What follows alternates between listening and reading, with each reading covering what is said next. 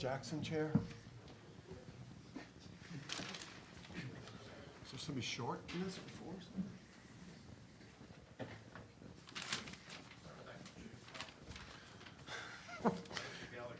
What was that?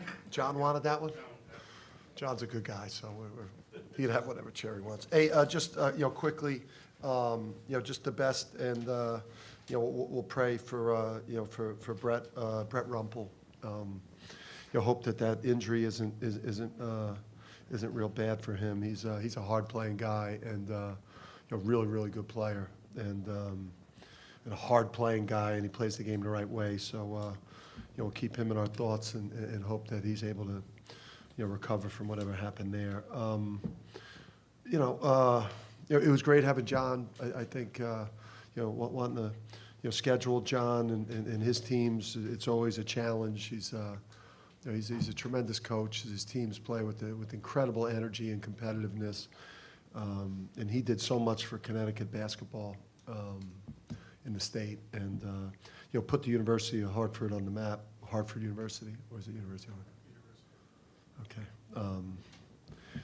Put that school on the map with what he did with that program, and then obviously where it went from there was really sad. So it was great to have him back in the building, and with a program that he's going to elevate to a championship level, I think sooner rather than later. Is that one you want to schedule regularly in the future? No, I would like not to play, his teams too often. They play really hard, they're well prepared, and they play with a lot of energy. So you try to avoid teams like that in these types of games. We talked earlier this week, maybe one minor concern was shooting, and I think you had a season high for field goal percentage today. How's that coming along? You think you're shooting? Yeah, I mean, we would have even shot better. I mean, the last 7 minutes, I think human nature set in, and particularly the last 5 minutes, we missed a lot, and it really hurt our numbers. Overall, I think that we should have shot in the 60s from the field. It should have been a 25, 26 assist game. I liked. I think the shooting numbers from three will. In the end, I think we've got three guys that are eventually going to be 40% three-point shooters, and I think Solo's going to. Once he really starts to get comfortable out there, I think he's going to be. Even though his numbers are kind of taking a hit right now, I think if, from December on, he may be a guy that's shooting pretty high too. So I like the shooting. I like Donovan getting more touches today in the post. He's a work in progress. That way, as a guy we throw the ball in the post to and trying to score one-on-one. But we want to start trying to have that inside game, not just as a ball screen roll guy, but as somebody we could throw it in that eventually will command double teams. Dan, Tristan's one of your leaders, but obviously, nationally, he's not the first name that comes to mind as the Huskies. Here he is today with another triple-double when he did the national championship game. Can you just talk about what he's meant to this team and what he means to this program? Yeah, I mean, Tristan never. He never. A lot of our players don't get the credit because our culture is so unselfish, and these guys are so about winning. And they're not, huge on social media. Just making it all about themselves, and I don't. It's. I mean, if the college basketball, the national college basketball experts. Don't begin to include him in the conversations as, one of the better guards in the country, one of the better college guards, just with everything he's done. He's won a national championship. He's had multiple triple-doubles. All he's done is win. I mean, what's his record since he's been here?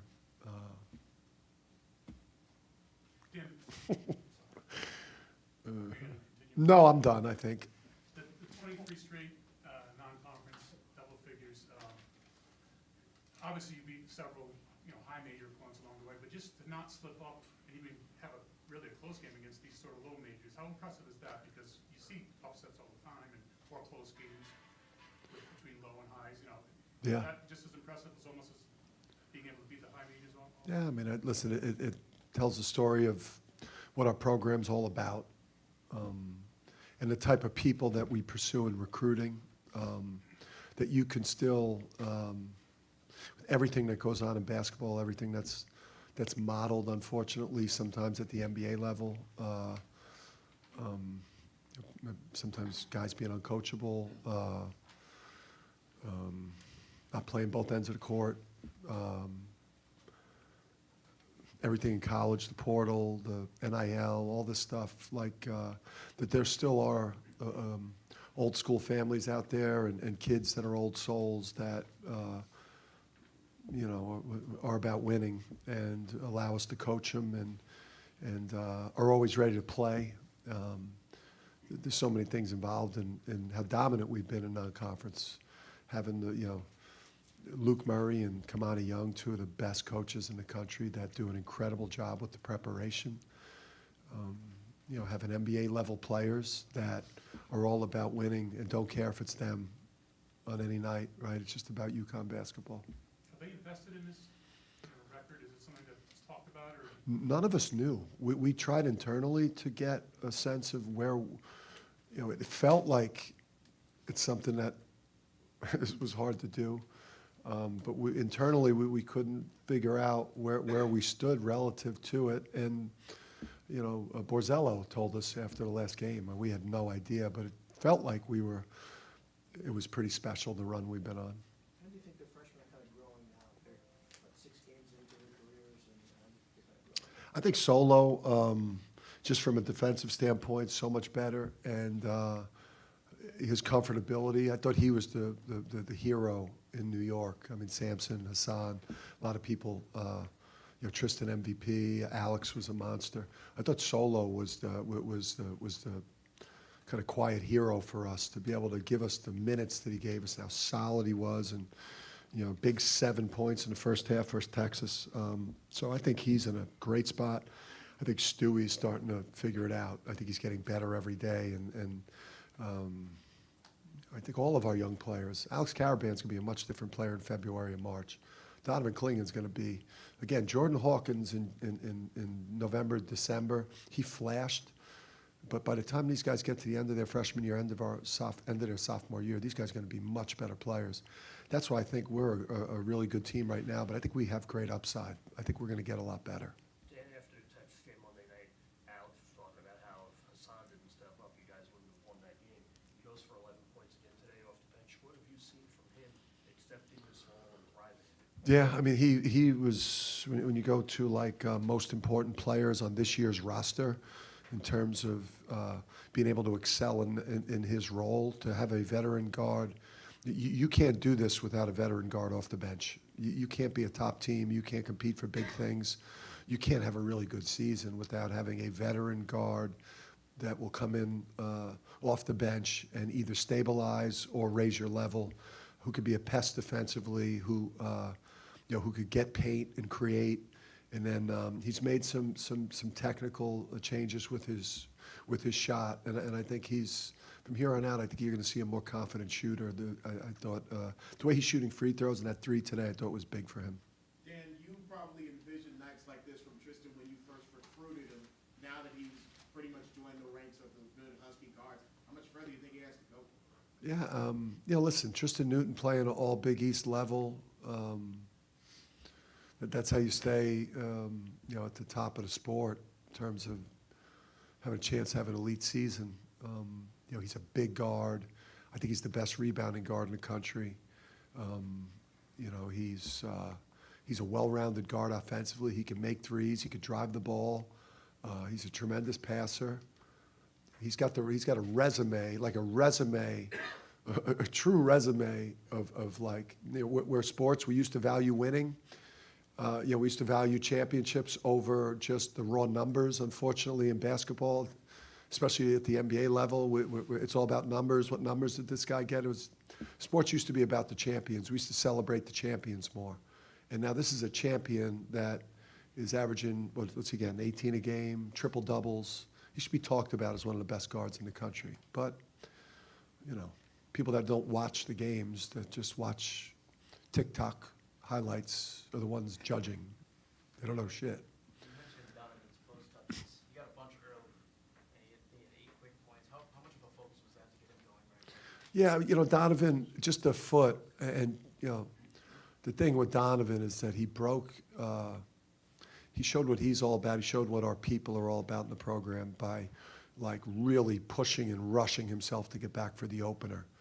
And I think, you know, he didn't get much time on the court before he got himself out there, but that's the type of man he is, and that's the type of men we have in the locker room. So, you know, he's rusty. We're watching him knock the rust off.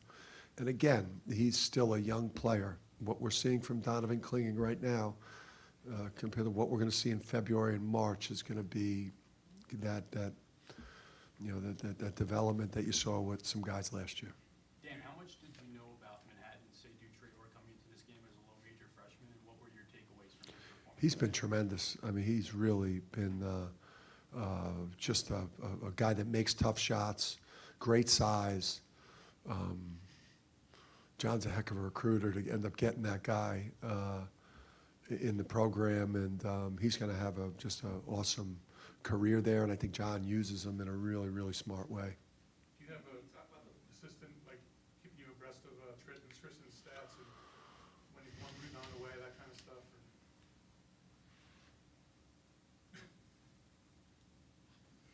Yeah. And I've bought in. I just yelled at him, "You better get a rebound soon." And I think he heard me because he did nod at me. Because I couldn't leave him out there. That would have been a bad look, just to get the rebound. But he had to get that rebound within the confines of when he should have come out of that game. Like, I couldn't have left him in there to the 2-minute mark. So he got it at a perfect time, and I was able to get him out. But I did yell at him, "They better get a rebound."